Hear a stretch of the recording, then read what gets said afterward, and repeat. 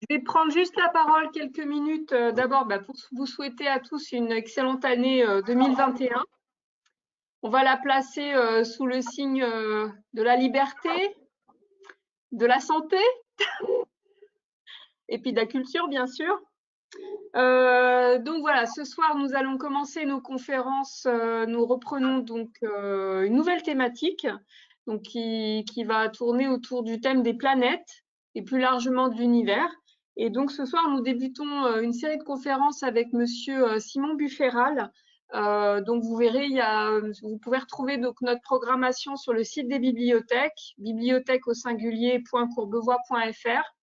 Et donc, avec Monsieur Bufferal, nous allons vous présenter une série de 4 conférences, donc pour mieux appréhender en fait la Terre. Et donc, ce soir, nous allons commencer par l'univers, comment il s'est créé, avec donc la création du Big Bang. Donc, Monsieur Bufferal est professeur à l'École normale supérieure de Paris et plus particulièrement au département de géosciences. Je vous laisse vous présenter peut-être un peu plus dans le détail, Monsieur Bufferal. Ouais. Donc effectivement, je suis professeur de géosciences, professeur chercheur. Je fais surtout en fait de la recherche et plus précisément en géologie. Et donc c'est pour ça qu'on va discuter ensemble beaucoup de la planète Terre et de ses risques, de ses failles, de ses volcans. Mais effectivement, on a décidé de commencer ça en prenant un peu de recul, à la fois dans le temps et dans l'espace, pour aller regarder le Big Bang. Alors, le Big Bang, vous êtes nombreux, comme l'a dit Madame Butler, et c'est normal, c'est un nom qui est très vendeur, que ce soit pour une théorie mathématique ou pour une conférence, comme j'en donne ici, et du coup, on s'y intéresse vraiment. Mais des fois, alors, un titre accrocheur, c'est très bien, c'est vraiment parfait pour la vulgarisation, ça fait qu'on s'y intéresse. On a trouvé un septième continent, prétendument, il y a quelques années, et du coup, beaucoup de gens se sont intéressés à la tectonique des plaques. Donc, voilà. Mais des fois, trop accrocheur, on peut se demander si ça cache pas quelque chose et voir si ça dénature pas un peu l'objet même. Et vous allez voir dans cette conférence que c'est un peu le cas ici. Vous savez peut-être que ce nom, Big Bang, ça lui a été donné au début ironiquement. Enfin, je dis au début, mais c'était encore dans les années 50, par un chercheur qui n'y croyait pas du tout et qui disait, bah, vous croyez quand même pas que l'univers il s'est créé dans un grand boom. Et ben, le nom est resté. Et, euh, et alors, mettons-nous d'accord immédiatement ensemble, aucun scientifique sérieux ne croit aujourd'hui que l'univers s'est formé dans un grand boom. Mais du coup, si on ne peut pas traduire Big Bang par grand boom, euh, qu'est-ce que ça veut dire? Qu'est-ce que c'est? Alors, moi, comme je le disais, je suis géologue, donc en réfléchissant à cette conférence, j'ai dû choisir un angle d'attaque, puisqu'il y a énormément à dire, et comme beaucoup de disciplines des géosciences, qui allient les sciences du climat, les sciences de la Terre, les sciences de l'univers, il y a d'innombrables moyens d'aborder le problème, que ce soit par la physique, par la chimie, par la théologie, parfois. Et, euh, et donc, je pourrais vous expliquer ici comment une soupe primordiale d'énergie a fabriqué d'abord des quarks puis des gluons qui se sont liés ensemble pour faire des particules élémentaires et construire des atomes. Mais je me suis demandé en fait quelle serait la plus-value que vous en tirez. Et j'en suis arrivé à la conclusion que ce serait peut-être plus intéressant de discuter du Big Bang du point de vue de l'univers, de notre univers. Déjà parce que en tant que géologue, en tant que professeur de géologie, je constate très souvent le problème qu'on a à appréhender à la fois les grandes durées euh, qui touchent notre planète, notre univers, et les grandes distances. Et du coup, servons-nous un petit peu de ce prétexte pour essayer de, de les appréhender. Alors, cette approche, elle va être très frustrante pour moi, parce que par nature même de ces choses, par par leur immensité même, l'esprit humain est tout simplement incapable de les comprendre, de les appréhender.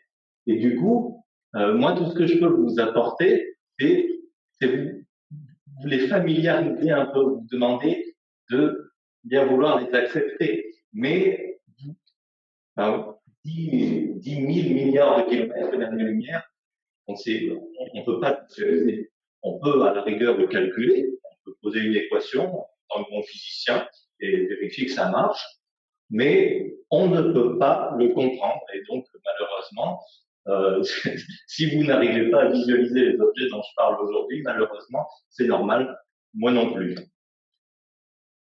Donc, du grand, de l'infiniment grand, un peu d'infiniment petit, et on ira même peut-être titiller un petit peu l'infini. L'infini tout court. Alors, une petite perspective historique d'abord. Je vous ai promis de la théologie d'ailleurs. L'idée qui sous-tend le Big Bang, c'est l'idée d'une expansion de l'univers. Et cette idée, elle est dans l'air depuis à peu près les années 1910. Mais le vrai papa du Big Bang, celui qu'on considère comme le père de la théorie, c'est le Belge Georges Lemaître. Alors non seulement belge, mais chanoine catholique.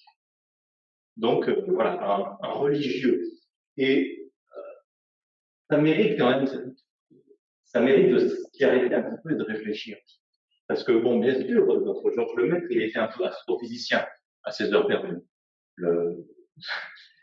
La théorie qu'il a pondue, c'est une théorie mathématique très forte.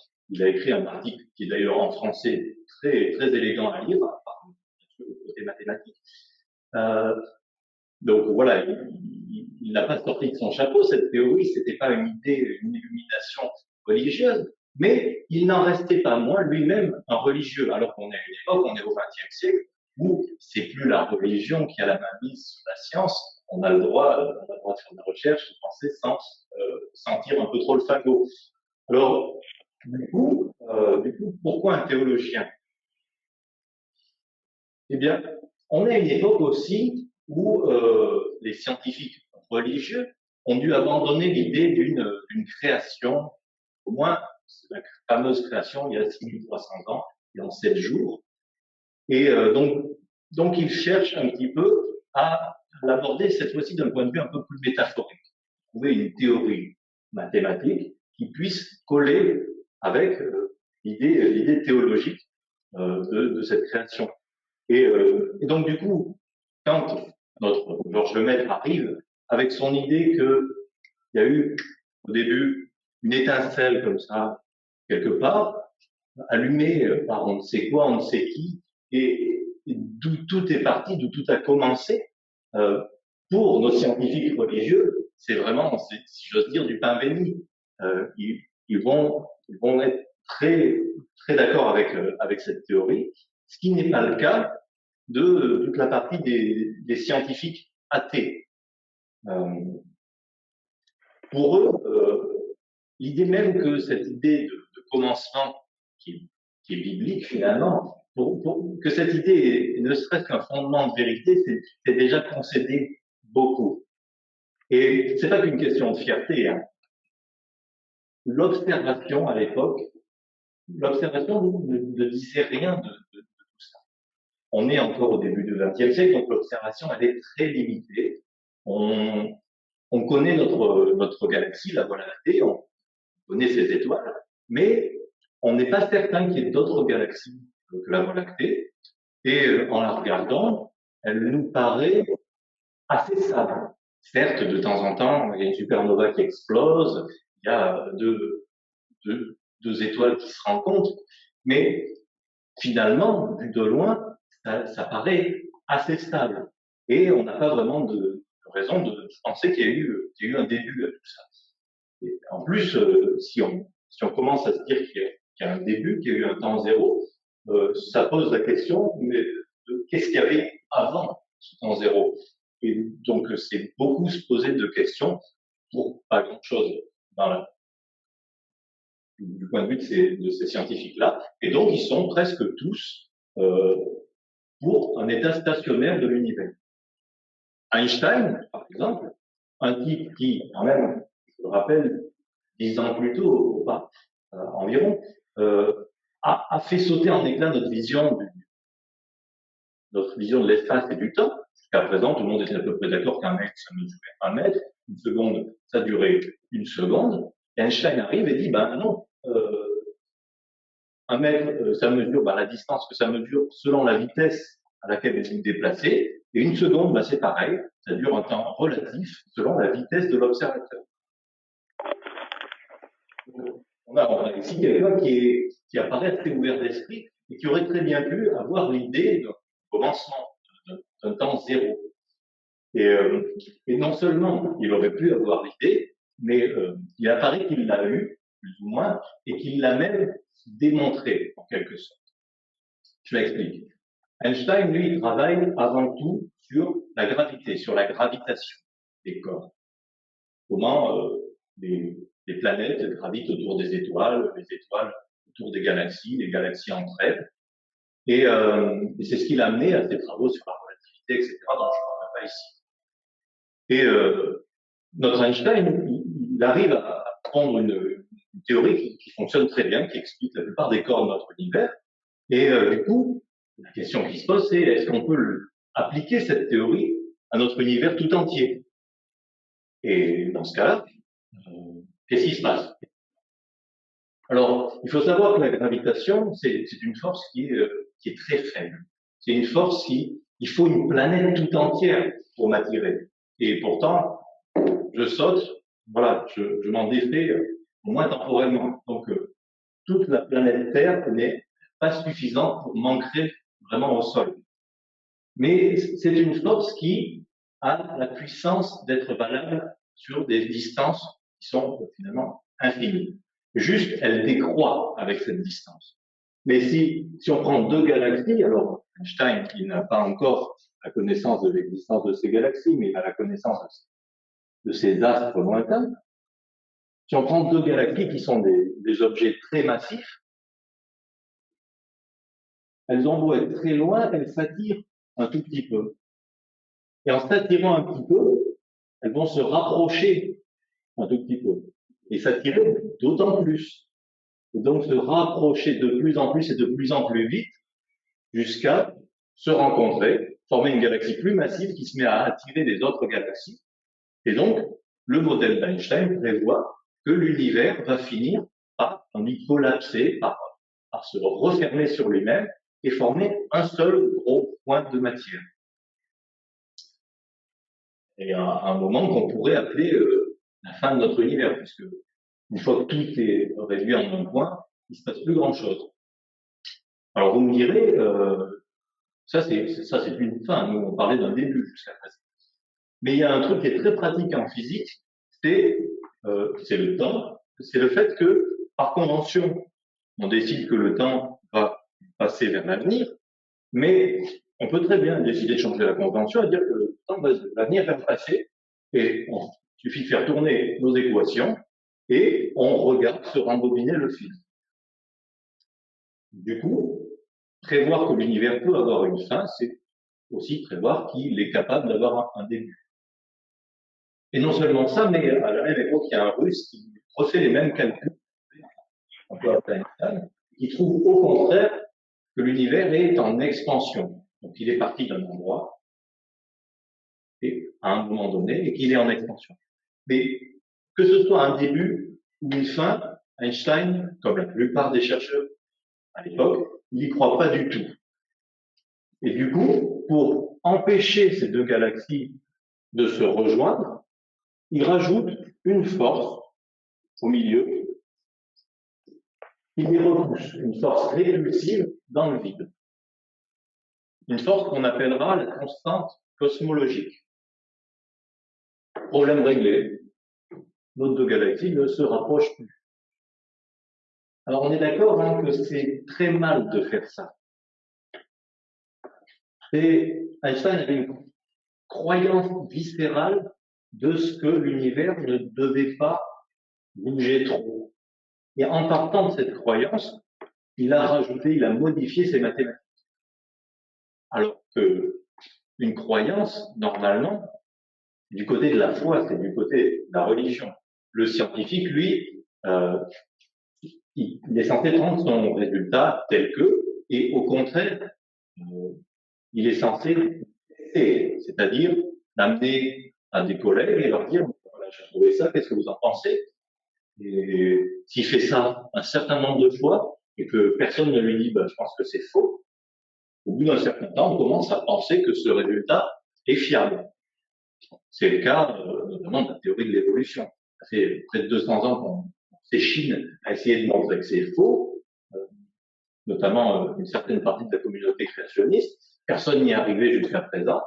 On commence à vraiment croire que c'est fiable, le résultat de Darwin. Donc, Einstein, c'est pas moi qui l'invente. Einstein, il en est conscient de faire quelque chose d'un peu gros ici. Il est conscient quand il le fait, et bien sûr, quand on lui montrera que c'était faux, il admet que c'était la plus grosse erreur de sa vie. Mais tout ça pour vous montrer que c'était une préconception qui n'était pas du tout naturelle pour les chercheurs de l'époque. Mais jusqu'à présent, on conviendrait que je suis dans la théorie pure. On a des chercheurs qui réfléchissent à un modèle de l'univers, un modèle mathématique, et qui proposent quelque chose, alors que les observations sont un peu limitées. Mais tout ça, ça va changer à la toute fin des années 20. Donc, je rappelle Georges Lemaître, notre théorie de l'expansion de l'univers du Big Bang, qui s'appelle pas encore le Big Bang, c'était 1927. Et en 29, on a entré en scène de quelqu'un dont vous avez sans doute déjà entendu parler. Alors, vous n'avez peut-être pas entendu parler de ce quelqu'un, mais c'est un type qui a un nom de télescope. C'est un type qui aimait bien jouer avec les télescopes. C'est Edwin Hubble.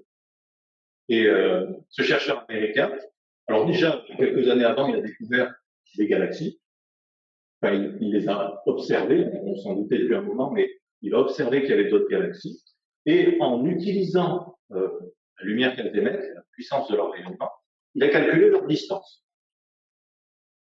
Et donc en 1929, non seulement ça, mais il remarque, Michelson qui a inventé la machine pour faire ça, il remarque que les galaxies sont beaucoup trop rouges. C'est-à-dire qu'on sait quel gaz compose les étoiles de ces galaxies, donc on sait la lumière qu'elles devraient émettre, et lui, il se rend compte que les galaxies sont trop rouges et qu'elles sont d'autant plus rouges qu'elles sont loin de l'observateur, sont loin de nous. Et donc, alors ça peut, c'est pas du tout anodin. Ça pourrait vous paraître anodin, mais ça ne l'est pas. C'est un équivalent pour la lumière de l'effet Doppler. Et ce fameux effet qui fait que quand vous entendez les sirènes, enfin, la sirène des pompiers, quand elles s'approchent, quand l'ambulance s'approche, si elle va dans cette direction, l'air qui est à l'avant d'elle est comprimé, et le bruit, donc, forme des petites longueurs d'onde, alors que l'air à l'arrière est étendu et forme des grandes longueurs d'onde. Petite longueur d'onde, ça fait aigu, grand, ça fait grave, donc si on est devant, on entend aigu, derrière grave, ça fait... Ça, c'est pour le son. Pour la lumière, ça marche un peu pareil, sauf que aigu, ça se dit bleu, grave, ça se dit rouge. Donc le fait que toutes les galaxies, presque toutes les galaxies, soient rouges, ça nous renseigne que toutes les galaxies s'éloignent de nous, et s'éloignent de nous d'autant plus vite qu'elles sont loin. Et ça, si on essaye de réfléchir à ce que ça veut dire que, mettons que nous soyons ici, on voit une galaxie ici qui s'éloigne, une galaxie là qui s'éloigne, et plus elles sont loin, plus elles s'éloignent vite. On a fâcheusement l'impression qu'elles s'éloignent toutes de nous. Mais ça, c'est un problème d'observation. Si on se place ici, celle-ci s'éloigne de nous, mais un peu moins vite qu'on avait l'impression tout à l'heure. Nous, on s'éloigne d'elle. Celle-ci s'éloigne beaucoup plus de nous, et celle-ci s'éloigne à peu près pareil. J'ai juste changé de repère. Et donc, le fait qu'on ait l'impression d'être le centre de l'univers, c'est la manière de l'univers un peu de nous faire plaisir, mais c'est vraiment juste notre manière de l'observer. Quand on regarde l'univers, on a l'impression d'être le centre, son extension. On a l'impression d'être le centre de toutes les choses qu'on peut voir. On y reviendra. Mais déjà, une conséquence de ça, si tout s'éloigne de nous, l'univers est en expansion et la question qui vient immédiatement, c'est si l'univers est en expansion, aujourd'hui il est un peu plus grand qu'il était hier, mais du coup si je rembobine le film, qu'est-ce qui se passe? Il se passe. Eh ben, qu'est-ce qui se passe? C'est le Big Bang. La théorie du Big Bang, c'est comment on a pu partir d'un univers qui était tout petit à un moment donné. Alors, tout petit, on va peut-être discuter cette taille, et que, à partir de cet univers tout petit, il y a eu une grande expansion, et c'est cette grande expansion, le Big Bang. Alors, vous voyez venir le fait que Big Bang, c'est pas un bon nom du tout. À aucun moment, je vous parle d'explosion. Donc, à aucun moment, on a un bang. On a juste une grande expansion de l'univers à partir d'un point beaucoup plus réduit. Mais avant d'aller plus loin, qu'est-ce que ça signifie un étirement de l'espace, une expansion? Déjà, la première question qu'on se pose, c'est est-ce que moi aussi je suis en expansion? Est-ce que moi aussi je gonfle et tout autour de moi gonfle et du coup je m'en rends juste pas compte? Alors ça déjà non, ça c'est faux. L'espace est en expansion, mais les forces qui régissent notre univers ne changent pas. Donc l'univers doit être en expansion, le nombre d'atomes qui me constituent reste constant. Et les atomes, ils sont constitués de briques un peu plus petites, briques qui sont les électrons, les protons, chargés les uns négativement, les autres positivement, briques qui s'attirent donc comme les deux pôles d'un aimant. Et cette force d'attraction qu'on appelle la force électromagnétique les maintient ensemble à une distance donnée. Et donc, s'il y en a autant et que leur charge ne varie pas, la taille des atomes reste constante, l'espace entre les atomes reste constant, et tous les corps constitués d'atomes restent à une taille constante. Bon, tout va bien, je ne grossis pas. Mais alors, est-ce que mon lit s'éloigne tous les jours de mon canapé? J'en ai fâcheusement l'impression, mais est-ce que c'est vrai? Ben non, en fait, non plus. Puisque le lit et le canapé, eux, c'est pas des forces électromagnétiques qui les régissent, c'est la force gravitationnelle. Alors pas la force gravitationnelle entre les deux, ça aussi c'est une impression de l'esprit. C'est la force gravitationnelle entre le canapé et la Terre. Et donc, ben, toujours la même chose, cette force gravitationnelle, elle est proportionnelle à la masse des corps. La masse de la Terre n'a pas bougé, la masse du canapé n'a pas bougé, donc le canapé reste à la même place. En fait, le seul endroit où il va y avoir une expansion de l'univers, c'est là où aucune des forces fondamentales, donc on a vu électromagnétisme, on a vu gravitation, il y a aussi la force forte dans le noyau des atomes et la force faible pour la radioactivité, mais on peut laisser ça de côté. C'est l'endroit où ces forces sont négligeables. Pourquoi elles sont négligeables? Parce qu'il n'y a pas de matière. Et où c'est qu'il n'y a pas de matière? À mi-chemin entre deux galaxies. Et donc, certes, comme l'a proposé Einstein, enfin, comme le craignait Einstein, l'espace entre deux galaxies s'attire l'une l'autre et se rapproche donc, ont tendance à se rapprocher, mais l'espace entre elles, la maille de l'espace-temps entre elles, elle grandit. Et la résultante de ces deux, c'est un éloignement global des galaxies les unes des autres. Il faut penser à ça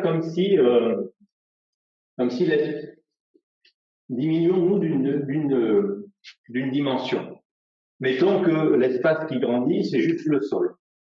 Donc on a un sol comme ça, qui est élastique et sur lequel on tire. Et vous êtes sur ce sol en train de promener votre chien en laisse. Ou votre mari, si vous voulez. Je ne juge pas. Si l'espace, si le sol sur lequel vous êtes posé s'étend, le chien, retenu par la laisse, va juste glisser sur le sol, mais rester à la même distance de vous. Alors que le sol, lui, s'en va en s'élargissant de plus en plus. Et ça, c'est valable que votre chien soit un électron ou que votre chien soit une planète. C'est pas valable si votre chien est une galaxie, parce que dans ces cas-là, la laisse est trop faible. Et donc, on a cette expansion de l'univers. Alors, une erreur qu'on est souvent tenté de faire à ce moment-là, c'est de se demander d'où part cette expansion. J'ai déjà commencé à y répondre en vous disant que c'était une fausse question. En fait. C'est un problème d'observation. Mais reprenons cette notion. Une expansion comme ça, une expansion de tout l'univers, qu'on appelle en mathématiques une homothétie. Et donc, on peut le représenter avec un carré, un petit carré, qui grossit pour donner un gros carré. Si on relie les sommets de ces deux carrés, on trouve le point d'où a l'air de se produire notre homothétie. Mais c'est juste parce que on l'observe depuis ce point-là.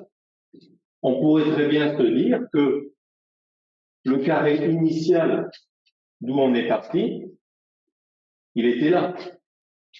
On est dans un espace qui est infini et rien ne nous dit qu'il n'y a pas eu un mouvement entre les deux.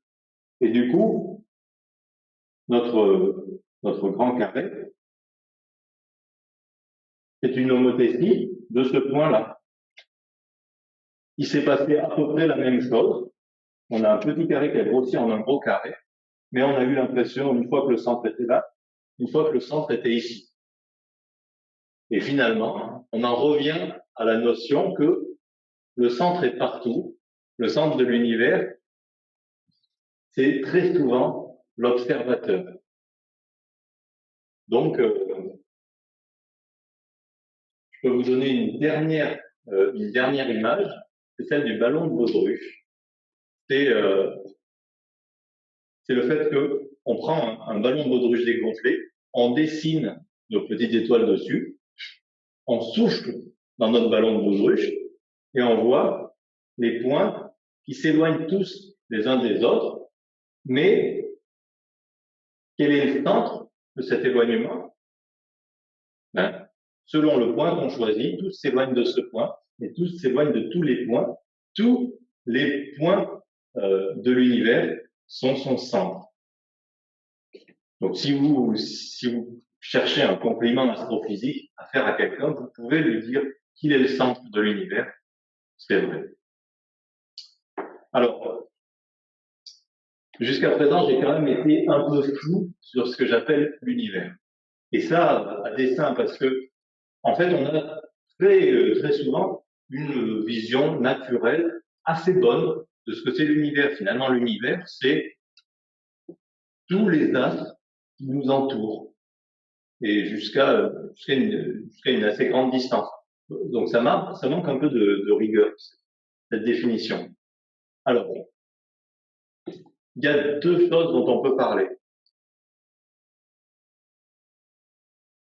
Il y a déjà l'univers observable. L'univers observable, c'est l'univers que nous, observateurs posés sur la planète Terre, pouvons voir.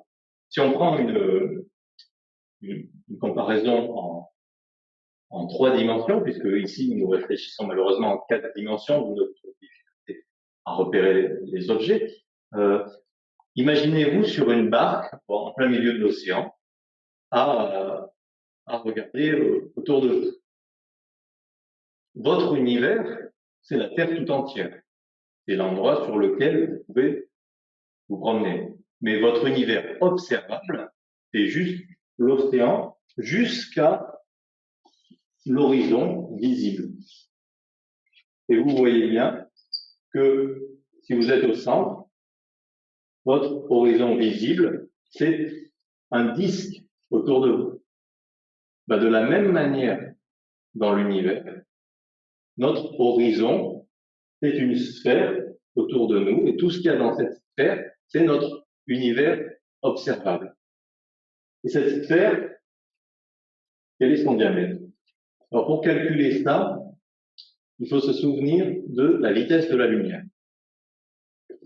Vous n'ignorez pas, la lumière ne se déplace pas instantanément, elle a une certaine vitesse, alors c'est 300 000 km par seconde, donc c'est important de connaître le chiffre.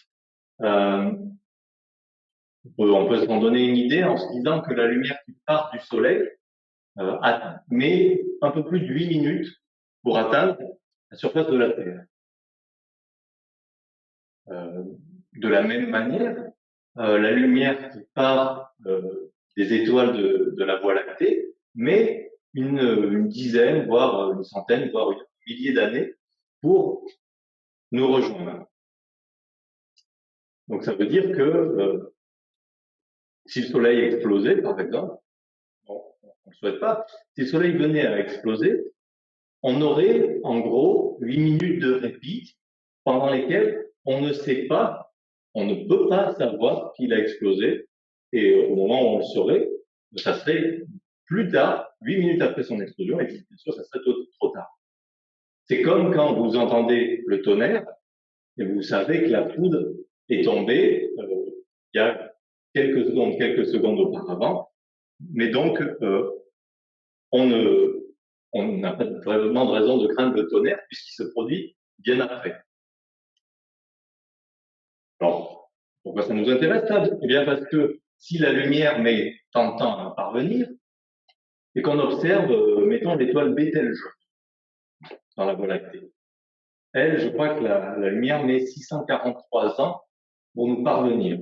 Donc si on la regarde avec un télescope, on voit une lumière qui en est partie il y a 643 ans.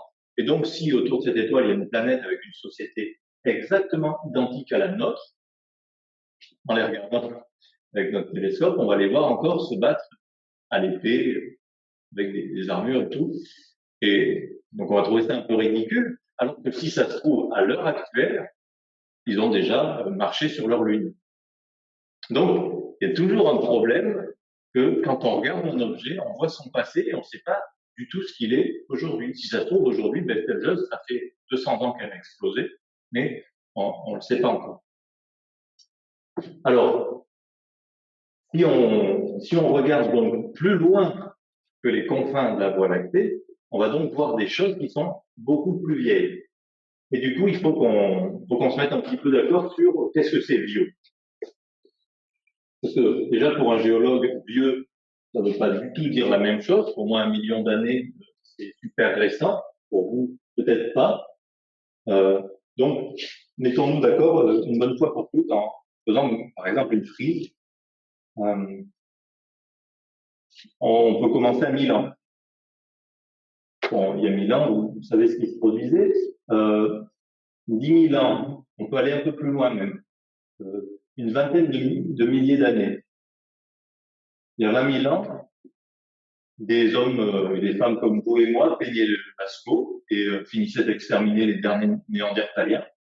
Donc finalement, une situation assez comparable à l'actuelle. 100 000 ans, bon, c'était déjà des gens presque comme nous. Faisons directement un saut jusqu'au million d'années. le million d'années, on est dans des hominidés déjà un peu moins proches de nous. Mais disons que entre le million et le 10 millions d'années, il y a la séparation entre nous et nos cousins les grands singes. Donc, il y a 10 millions d'années, nos ancêtres étaient probablement ressemblaient très très proches des bonobos actuels. Bon. En continuant, on en arrive à 65 millions d'années. Enfin, en continuant ma frise, j'en suis à 100 millions d'années. Et au milieu, on a par exemple 65 millions d'années ici, que vous connaissez sans doute, et la météorite, la fameuse météorite, et la disparition des dinosaures. 65.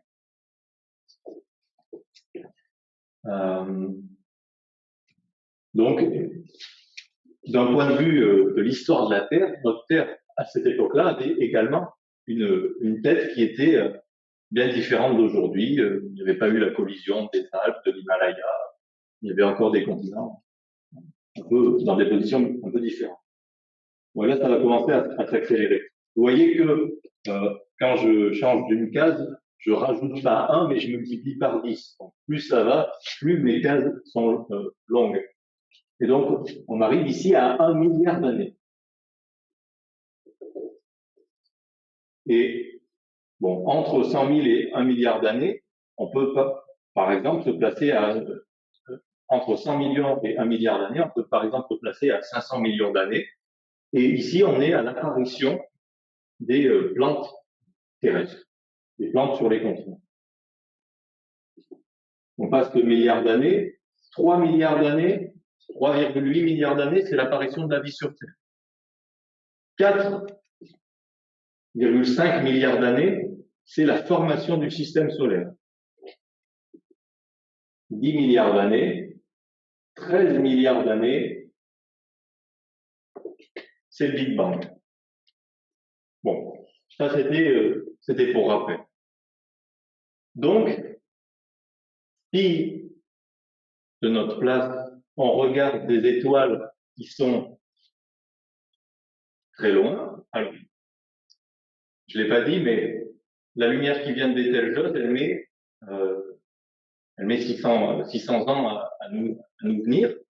Et donc, on dit que cette étoile est à une distance de 643 années-lumière. C'est absolument synonyme. L'année-lumière est donc une mesure de distance entre nous et les astres très lointains. Une année-lumière, c'est 10 000 milliards de kilomètres. Complètement, un chiffre qui est complètement impossible de se visualiser. Donc, parler en années-lumière, c'est pas plus facile à visualiser, mais au moins c'est des chiffres avec lesquels on peut plus ou moins se mettre en relation. Et évidemment, si on regarde une étoile qui est à 4,5 milliards d'années-lumière, on la regarde, donc on est, nous, de ce côté de la chaîne, et on regarde de plus en plus loin dans le passé, et on voit une étoile qui est telle que nous, quand se formait notre système solaire. C'est-à-dire que si eux, qui sont sur cette étoile, nous regardent, ils voient juste un nuage de gaz et de poussière qui est en train de se condenser, et ils ne voient pas du tout comment nous sommes actuellement. Et si vous regardez plus loin, si vous regardez à 13,8 milliards d'années, alors vous voyez le Big Bang. Il va falloir qu'on discute de qu'est-ce que ça veut dire, ça. Mais si vous regardez plus loin que 13,8 milliards d'années-lumière, vous regardez dans des endroits où le Big Bang n'a pas encore eu lieu. Donc, vous ne pouvez, en pratique, rien voir. Et donc, il y a une sphère autour de nous, à 13,8 milliards d'années-lumière, qui marque les confins de ce qu'il est possible de voir pour nous. Pour nous, donc, je peux effacer ma prise. Mettons que notre univers observable soit celui-ci, avec toutes les galaxies que l'on peut voir. des galaxies qui sont de plus en plus vieilles quand on va vers les confins de cet univers. Un observateur extraterrestre qui serait là, pour lui, son univers observable, c'est ça. Et donc, quand il regarde de notre côté, mettons qu'on soit à 10 milliards d'années-lumière, ben, il n'y a même pas de système solaire, il y a encore rien, il n'y a que des nuages et des poussières, parce que on n'est pas encore formé. Et du coup, par l'observation, on n'est pas capable de voir grand-chose. Si on attend 1 milliard d'années de plus, ah ben on verra un peu plus loin, certes. Mais bon, ça demande d'attendre 1 milliard d'années. C'est un peu long. Donc, le moyen plus simple qu'on a, c'est déjà les modèles et c'est la gravité, par exemple. Et grâce à toutes ces observations, on sait que l'univers aujourd'hui est au moins 20 fois plus grand que notre univers observable. Alors quand je dis au moins 20 fois, ça peut être 250, 2 milliards de fois, ou il peut juste être infini. Et on a beaucoup de raisons de croire qu'il soit en fait infini.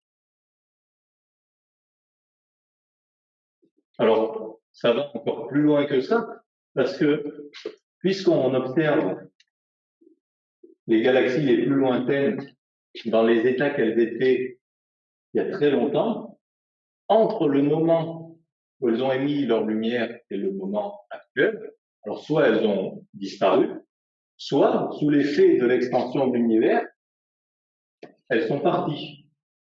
Et donc, les galaxies les plus lointaines qu'on arrive à voir aujourd'hui, on estime qu'elles en sont rendues, non pas à 13,8, mais à 46 milliards d'années-lumière.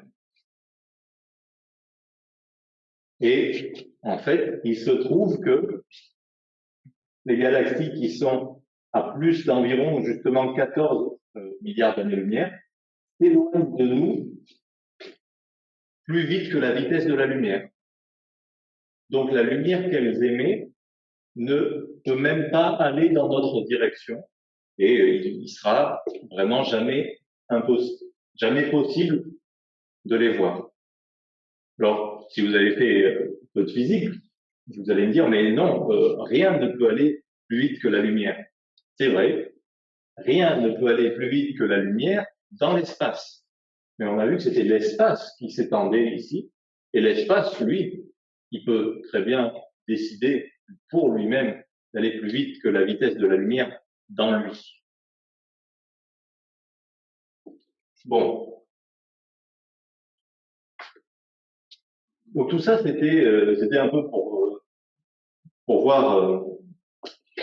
voir ce qu'était notre univers observable. Ça ne nous a pas appris grand-chose puisqu'on le voit dans son passé. Et donc, on a un peu envie de savoir comment est notre univers aujourd'hui, mais aussi éventuellement, qu'est-ce que regarder dans ce passé va nous apprendre. Alors, première chose, peut-être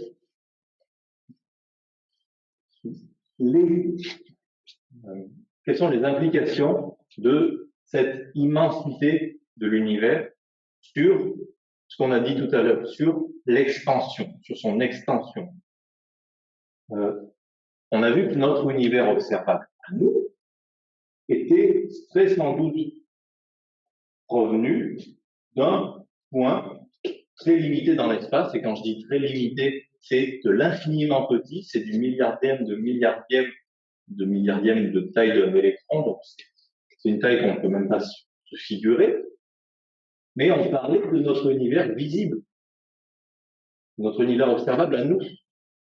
Et donc, l'univers observable des voisins, lui-même, a dû grossir à partir d'un petit point, comme ça. Et l'univers observable du voisin, des voisins, a dû lui-même grossir à partir d'un point infinitésimal, comme ça. Vous me voyez venir? On a beau chacun avoir aussi à partir d'un tout petit point primordial, puis on a une infinité de portions d'univers voisines et chacune est partie d'un point, et qu'on juxtapose tous ces petits points, on va finir par avoir une grande surface. Et en fait, s'ils sont vraiment en nombre infini, ça c'est une propriété magnifique du nombre infini, cette surface initiale, bien que très condensée, va être elle-même de dimension infinie. On y reviendra en discussion si vous voulez, mais voilà, une propriété fondamentale de l'infini, c'est que vous pouvez le faire croître indéfiniment dans lui-même, et ben il va rester infini évidemment. Et donc on se retrouve avec un univers original, grand, dont on connaît pas la taille, potentiellement infini, mais qui contracte, qui comprime toute la matière qui qui s'étendra pour donner les univers visibles, donc les juxtapositions de l'univers, hein, le nôtre étant celui-ci. Et donc ça pose un assez gros problème en physique, parce que, je vous ai dit, on a 4 interactions fondamentales. On a la gravitation, qui gère l'attraction entre des grands corps massifs, et on a les forces faibles, électromagnétiques et fortes, qui gèrent les attractions entre petites particules, protons, neutrons, électrons, etc. Et depuis des années, voire des décennies, les physiciens essayent de relier entre elles toutes ces interactions. Ça s'appelle l'unification des interactions. Et ils y sont parvenus. Ils ont réussi à relier entre elles interaction faible et interaction électromagnétique. C'est l'interaction électro-faible. Puis un peu plus tard, ils ont réussi à rassembler ça avec l'interaction forte. Mais l'interaction gravitationnelle, jamais.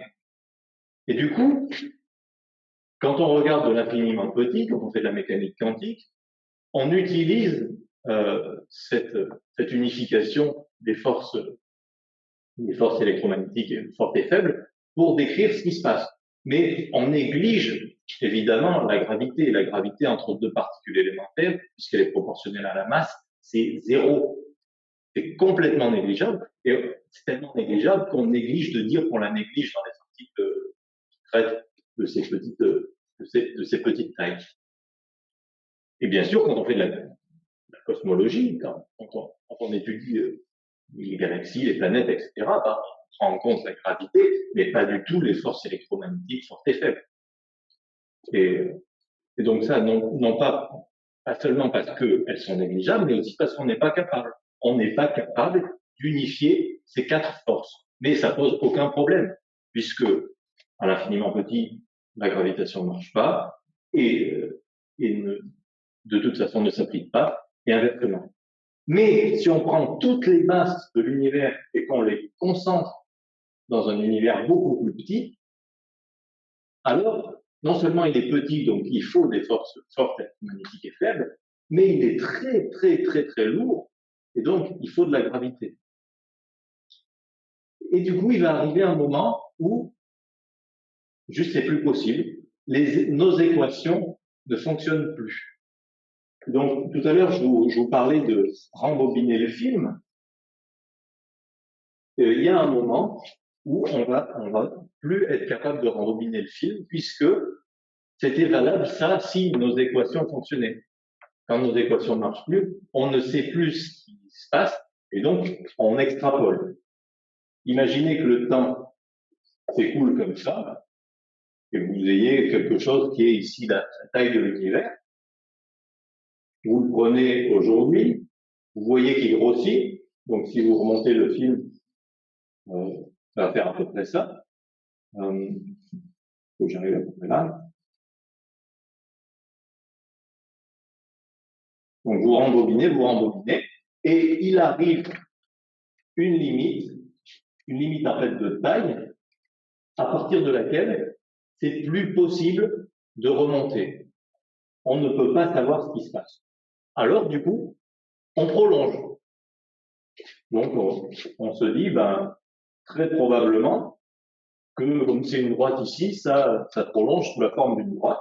Et donc, ici, on a un temps zéro, sans doute. Mais il faut bien voir que ça pourrait ne pas du tout faire ça. Ça pourrait remonter ici. Et on aurait eu un précédent univers qui s'est contracté et qui est reparti. Mais c'est pire que ça. Les lois de la physique ne fonctionnent plus. Donc notre droite ici, ça pourrait être juste se transformer en un triangle, en une étoile, en Charlie Chaplin qui joue des cymbales. Ça n'a plus aucun sens. Il n'y a plus de loi de la physique. Donc, on extrapole, on imagine, et on essaye de se demander quelles vont être les conséquences sur les observables actuels de ce qui s'est passé pendant ces premiers instants. Et quand on arrive à en observer, c'est assez rare, on essaye d'en déduire qu'on a bien raison, que c'est bien parti d'un endroit. Alors, à l'heure actuelle, on n'en sait fichtre rien, et donc, rien n'exclut de dire qu'il n'y a pas eu un rebond comme ça, et que le temps zéro n'était pas du tout un temps zéro, mais juste un moment de contraction. Mais à cet endroit-là, le temps n'existe plus. Les lois de la physique sont démontées. Alors, il faut que je prenne une métaphore. Imaginez que vous soyez sur la Terre et que vous décidiez d'aller au pôle Nord. Vous prenez votre boussole et vous remontez le long des méridiens, vous croisez les parallèles jusqu'à arriver au pôle Nord. Et à ce moment-là, vous avez envie de vous dire, bon, j'ai envie d'aller encore plus au nord. Ben, qu'est-ce que ça veut dire? Ça veut dire aller vers le haut maintenant? Peut-être, mais c'est pas vraiment la définition du nord. La définition du nord, c'est en suivant les méridiens. Mais à l'endroit où vous êtes, au pôle nord, partout, c'est le sud. Il n'y a même pas d'est, il n'y a pas d'ouest, c'est partout du sud. Donc aller plus au nord, juste, ça ne fait pas de sens. Ben, c'est pareil. Si vous êtes à ce moment ici, moment qu'on appelle T1, tout le temps, c'est après. Avant, ça n'a pas de sens. Avant, c'est comme aller plus au nord que le pôle Nord. Alors ce temps T1, c'est ridicule. C'est 0,43 zéros derrière une seconde. Mais à cette époque-là, alors j'ai dit que je ne rentrais pas dans le détail des chiffres, mais à cette époque-là, tout allait très vite. Et donc, très rapidement, après ce moment-là, il y a une grande inflation de l'univers qui commence et qui se poursuit, plus ou moins, jusqu'à aujourd'hui. Alors, on arrive à 20 heures et vous voyez que j'ai pas parlé dans les détails de toute la physique qui s'est posée à ces moments-là. C'était voulu. On a surtout parlé d'univers, mais juste avant de passer à la partie questions, je vais quand même aborder deux ou trois problèmes juste pour attiser votre curiosité. Déjà, alors il faut savoir qu'il y a un temps T2 qui nous intéresse pas mal et qui est bien plus loin derrière. C'est 380 000 ans. Donc vous voyez, on n'est plus du tout à l'échelle du xième de seconde. Il s'est passé un peu de temps. Il s'est passé ce que je vous disais au début, une soupe d'énergie primitive qui se condense progressivement pour faire des électrons et des protons. Et ces électrons et ces protons, ce sont des charges. Ce sont des charges plus et moins. Et donc, ils retiennent la lumière. Et tout d'un coup, vers 380 000 ans, comme on décomprime, c'est comme quand on pchit sur une bouteille de spray, quand on décomprime comme ça, on refroidit, c'est l'inverse de comprimer avec une pompe à vélo qui chauffe. Comme on décomprime, on refroidit et on finit par former les premiers atomes qui sont de l'hydrogène, c'est juste un électron, un proton. Et du coup, toute cette soupe qui était pleine de charges électriques devient neutre, et la lumière qui se réfléchissait sur les particules les unes les autres est libérée dans la nature et rayonne jusqu'à aujourd'hui. Et en fait, si vous vous souvenez de l'époque des télévisions analogiques, quand on les allumait et qu'on avait de la neige à l'écran, un certain pourcentage de cette neige, c'était de la lumière émise par le Big Bang à ce moment-là, quand l'univers est devenu, on dit, transparent. Et cette lumière, en fait, comme à cause de l'expansion de l'univers, comme elle a été émise il y a 13,8 milliards d'années, donc très loin également, elle a tellement subi d'effet Doppler qu'elle est même pas rouge, même pas infrarouge, mais micro-ondes. Et c'est pour ça qu'on l'a captée avec une télévision. Et ça, finalement, ça confirme l'hypothèse qu'on vient de faire que le Big Bang a eu lieu partout.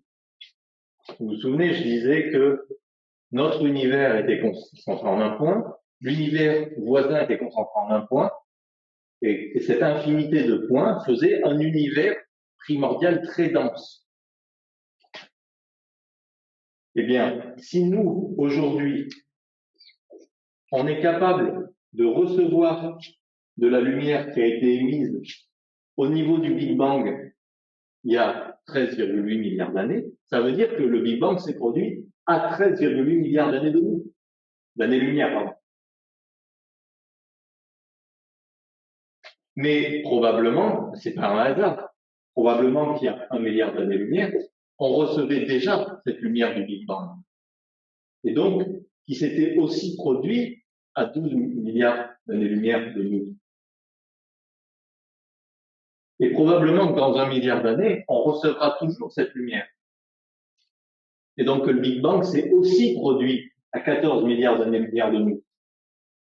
Ça, j'ai déjà fait. Enfin, vous ne le voyez plus, mais vous comprenez là où je veux en venir.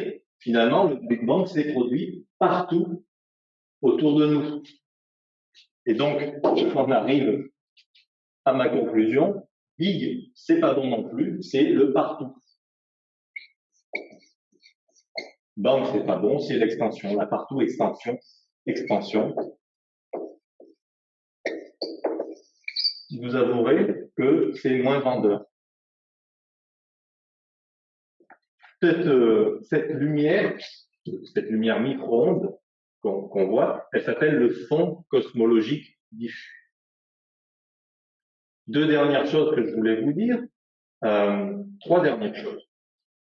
Au moment du Big Bang, au moment initial, on avait une soupe d'énergie qui devient progressivement de la matière, mais qui devient également de l'antimatière. Et ces deux se rencontrent normalement et s'annulent. Or, preuve est qu'il reste de la matière.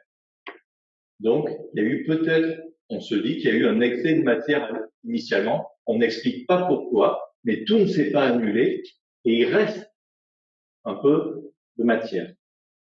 Et donc ça veut dire aussi qu'il y avait beaucoup plus de matière initialement dans l'univers concentré du début qu'il n'en reste aujourd'hui. Donc que l'univers devait être beaucoup plus concentré puisqu'il avait aussi tout ce qui formera antimatière.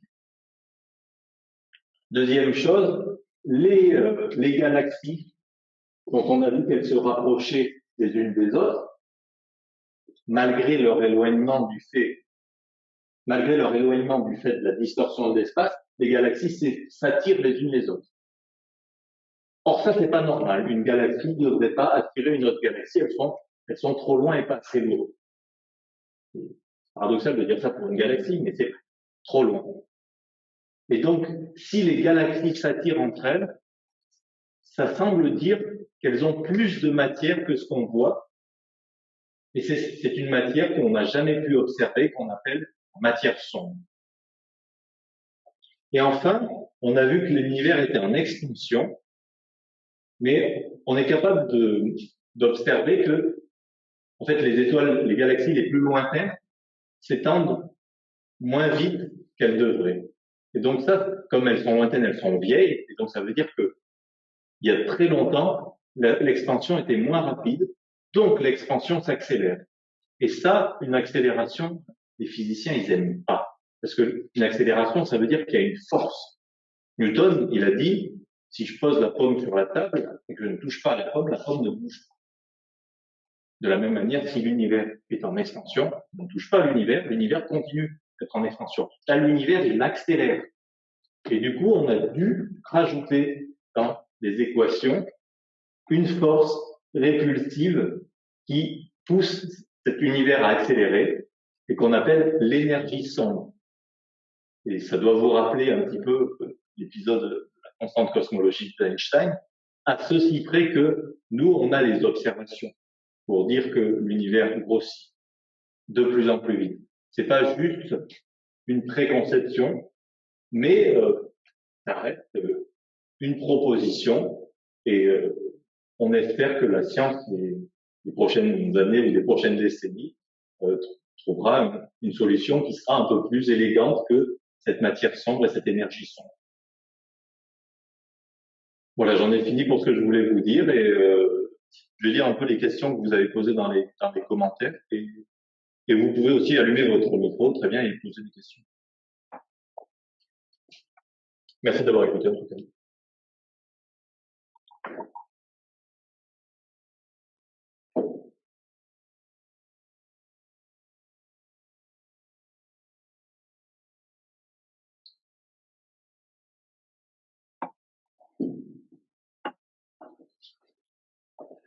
Alors, une question de 19h31, donc avant que je parle de l'énergie sombre, quelle est cette force qui donne son expansion à l'univers? C'est assez difficile à dire. Il y a très probablement une énergie sombre qui continue de l'accélérer, et le reste, c'est un reliquat de son inflation primordiale. Dans les premières fractions de seconde de l'univers, il y a eu une inflation primordiale qui est liée en fait, à quel point les particules n'étaient pas du tout contentes d'avoir été repliées toutes les unes sur les autres. Et à ce moment-là, on peut imaginer, alors même si je vous ai dit les lois de la physique ne marchent plus vraiment, mais on peut imaginer que cette compression a conduit les forces fortes électromagnétiques à provoquer cette soudaine et cette rapide inflation, beaucoup plus rapide que la vitesse de la lumière, de l'univers.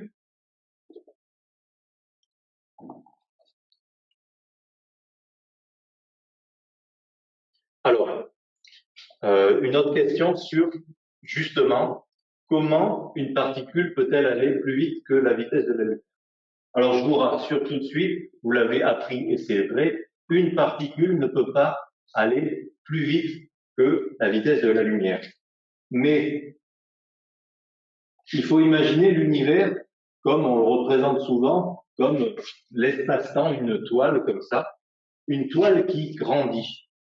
Et cette toile, elle peut très bien grandir à une vitesse qui est plus rapide que la lumière. Elle peut très bien grandir très rapidement, mais que les objets qui sont posés dessus, eux, ne bougent pas. C'est l'espace qui grandit. L'objet reste toujours au même endroit de l'espace, mais l'espace grandit. Et du coup, deux objets immobiles d'une part et d'autre de cet espace qui s'étend vont s'éloigner l'un de l'autre à des vitesses phénoménales qui peuvent être super lumineuse. Donc, c'est, voilà, une particule ne peut pas aller plus vite que la lumière dans l'espace, mais l'espace peut grandir plus vite que la lumière, et donc les particules qu'elle porte n'ont pas à avoir une vitesse plus rapide que la lumière, mais s'éloigner plus vite que la lumière tout en restant immobile. Alors, une toute petite correction, une particule peut aller plus vite que la vitesse de la lumière dans l'eau. Donc, on peut faire aller des particules très rapidement, et comme la vitesse de la lumière est moindre dans les solides et les liquides que dans le vide, une particule peut dépasser la lumière dans l'eau, et c'est d'ailleurs assez joli.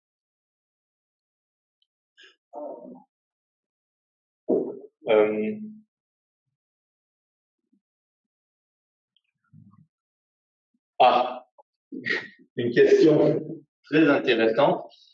Dans quoi est-ce que l'univers grandit? Ça c'est intéressant. Alors, déjà, deux possibilités. Si l'univers est infini, alors, il s'étend à l'infini, et il peut donc très bien grandir dans lui-même, puisqu'il a infiniment de place pour grandir. Donc, paradoxalement, l'univers infini, qu'on est incapable de se représenter, règle beaucoup de problèmes comme la question de dans quoi est-ce qu'on grandit.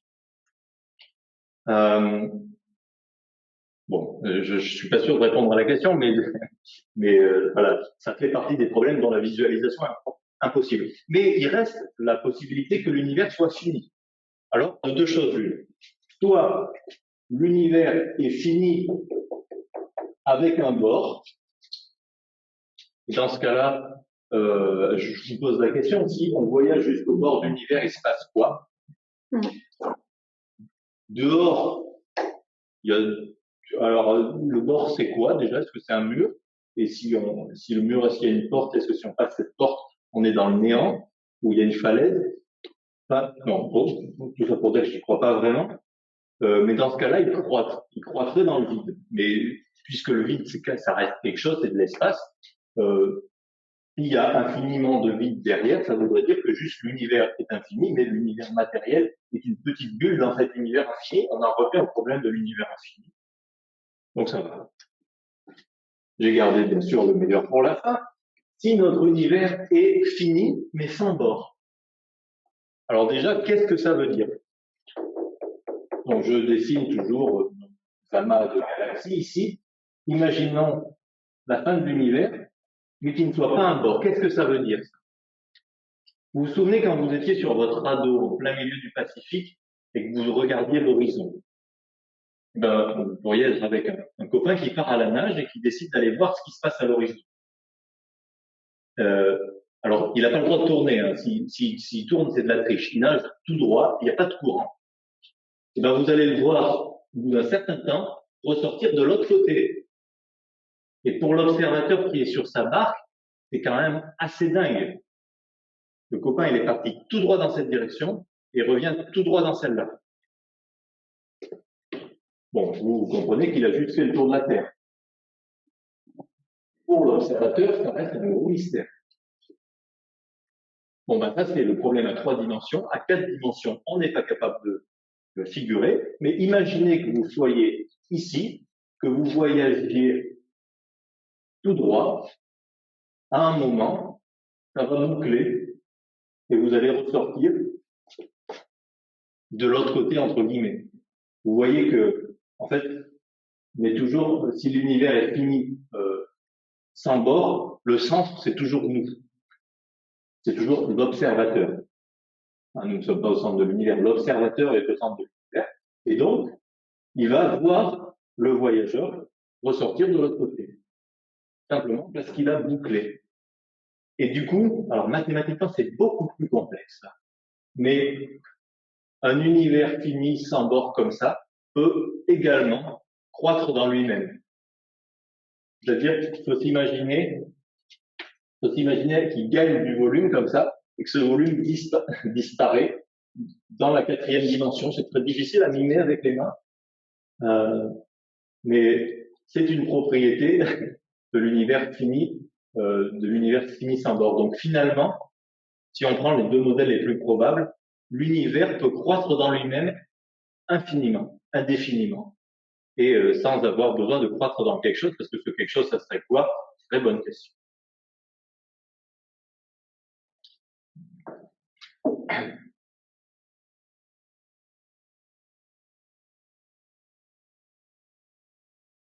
Bon, c'était toutes les questions du chat.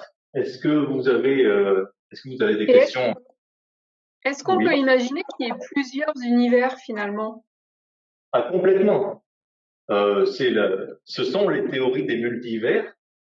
Alors déjà, moi je l'ai évoqué plusieurs fois quand je parlais des univers visibles. Il y a une infinité d'univers visibles. Bon, voilà, je vous apprends rien, l'univers visible de nos extraterrestres, etc. Mais on peut aller plus loin mathématiquement. Si l'univers est infini, alors les combinaisons d'atomes que cet univers est capable de faire sont infinies. Donc, se combiner 3 à 3 et comme ça pour faire telle forme et aboutir à moi, c'est possible. Je suis la preuve que c'est possible une fois, mais c'est possible 2 fois, 3 fois. Et en fait, comme l'univers a une infinité de chances d'essayer, il y a une infinité de fois où ça a pu se produire, et chacune étant différente un peu. Voilà. Et dans certains multivers, on peut être différent avec des cornes, etc. Toutes les possibilités, mais sont réalisables, elles sont juste très loin. Ça, c'est les multivers de l'univers infini. Il y a aussi les multivers quantiques. On ne sait pas trop encore, alors c'est pareil, dans quelques années peut-être qu'on saura.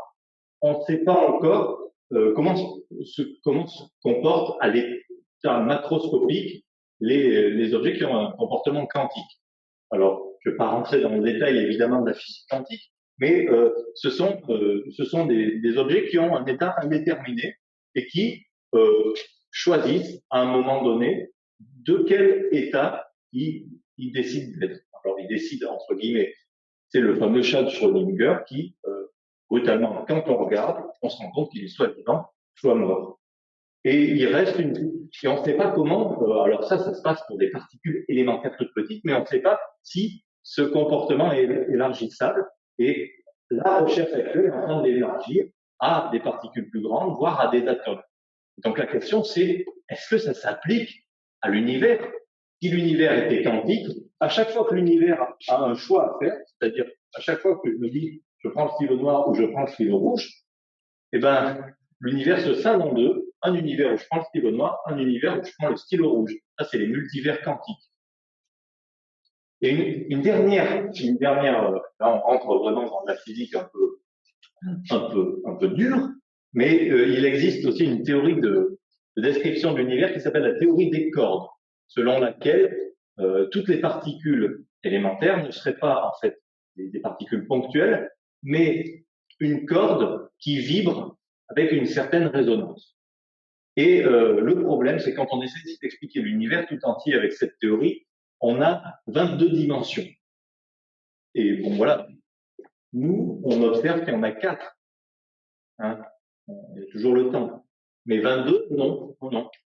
Et donc, les cordistes, enfin, je sais pas si on peut les appeler comme ça, mais ont proposé que nos 3 dimensions, ce sont juste un plan, alors je le dessine à 2 dimensions, dans un univers plus grand à 22 dimensions, et qu'il y en a plein d'autres de la même manière que si vous lisez une BD, vous avez des personnages à 2 dimensions sur votre BD, mais vous tournez la page, vous avez d'autres personnages à 2 dimensions sur une autre page, etc., etc., etc.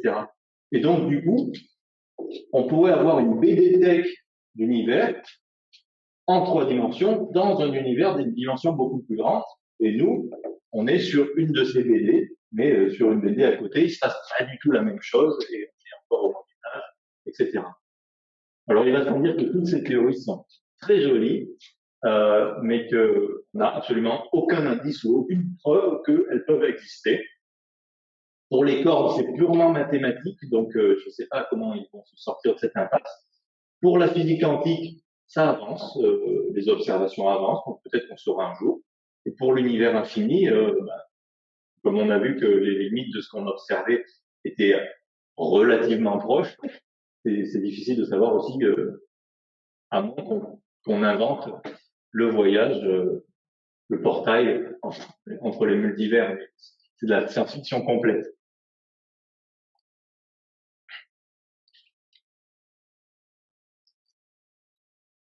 Alors, je vois de nouvelles questions. Un univers infini avec des bords, j'arrive pas à le visualiser, puisque par définition, l'infini est infini. Alors, je sais pas si vous pensez des bords comme des cloisons, et on peut fantasmer, on peut proposer tout ce qu'on veut, puisqu'on ne sait pas ce qui se passe. Donc, pourquoi pas c'est vrai que ça existe, c'est la théorie des multivers à bulles. J'avais oublié celle-là, merci de me la rappeler. Certains pensent, alors je ne sais plus vraiment les détails de cette théorie, mais que chacun de nos univers sont une sorte de bulle dans un autre univers. Et dans chaque bulle, les lois de la physique pourraient être différentes. Nous, pi vaut 3,14, ici ça vaudrait 1, ici ça vaudrait 0, etc. Et ça expliquerait que nous, tout semble tellement bien marcher, la gravité marche bien, voilà, je me tiens comme ça, la vie est apparue. Ça serait juste ça serait pas un hasard, ça serait que je suis là pour le voir parce que dans mon univers, tout marche bien. Dans un univers où pi égale 3 ou pi égale 1, tout de suite, faire des cercles, ça devient compliqué. Et donc voilà. C'est beaucoup plus compliqué et donc on n'a pas du tout des êtres vivants, mais juste un grand chaos dans ces autres multivers. Et la bordure de ces bulles, ces parois-là, pourraient être des bordures à un univers infini. Si je peux répondre comme ça à la question.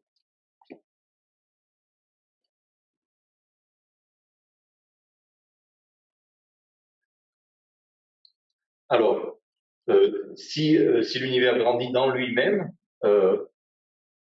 il a pas de bord en fait. Il a vraiment pas de bord. C'est pas avoir des bords sans en avoir. C'est que quand on arrive au bout, on boucle. Ça boucle vraiment. Ou s'il est infini, on n'arrive jamais au bout. Mais et je sais, je suis désolé, je vous avais prévenu, on peut pas visualiser ces choses-là. On peut juste les accepter et essayer de se familiariser un peu avec le concept. Alors le Big Crunch, on propose, c'est très intéressant. C'est un Big Crunch, donc c'est un nom tout aussi fou que Big Bang, pour dire voilà notre tissu de l'espace-temps. Alors probablement que le Big Bang n'était pas un moment initial, et c'est le dessin que je vous dessinais tout à l'heure. On a eu juste une grosse contraction et c'est reparti. Et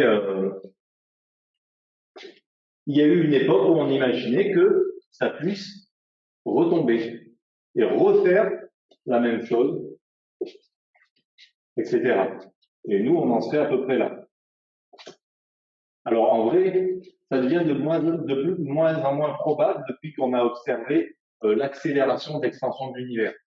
Parce que s'il y a un truc qui est encore plus difficile que d'accélérer un univers, c'est de le ralentir à partir du moment où on accélère.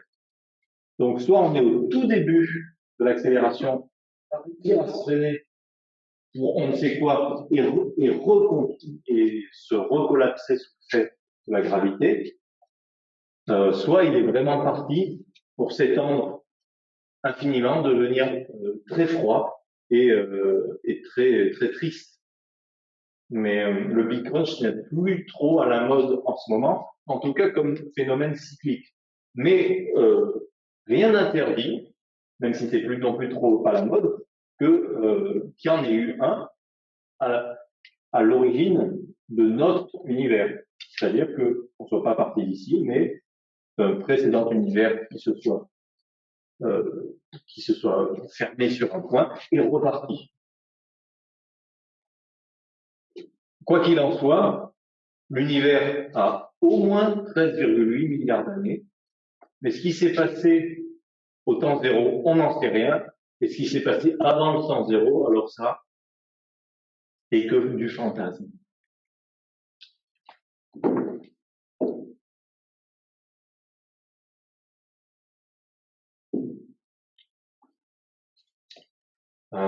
Voilà pour les questions dans les commentaires. D'autres questions à l'oral? Bah, ça fait un peu penser à notre découverte de la planète. Finalement, on a l'impression qu'on est au tout début, qu'on imagine un petit peu on imaginait que la Terre était plate et qu'on savait pas effectivement que la planète était ronde, etc. On a l'impression vraiment d'être au tout début de nos connaissances, quoi. Ah bah, mais vous verrez en géologie, c'est presque pire en fait, parce que Démocrite avait eu l'idée que la Voie lactée c'était un ensemble d'étoiles, et c'est Kant après qu'il l'a repris. Mais on reste avec des assez anciens. La tectonique des plaques, c'est 1968. Jusqu'en 1968, on ne pensait pas que les plaques bougeaient. Donc la physique reste une science assez vieille par rapport à la géologie, mais on en reste effectivement dans ces balbutiements. Et on est alors beaucoup plus en physique qu'en géologie, enfin beaucoup plus en astrophysique qu'en géologie. On a le poids de la théologie qui est très fort. Là, ce que je vous dessine, c'est complètement bouddhiste. Donc vraiment, selon sa préconception, on peut partir. On peut partir. Enfin, on reste attaché un petit peu à un certain héritage. Mais oui, il y a absolument beaucoup encore de découvertes à faire maintenant, surtout les côtés quantiques et bien sûr unification des 4 interactions fondamentales et le problème de la matière sombre et de l'énergie sombre. Bon, je vous dis ça si vous avez du temps à sauver pour ces questions, mais sinon les générations futures.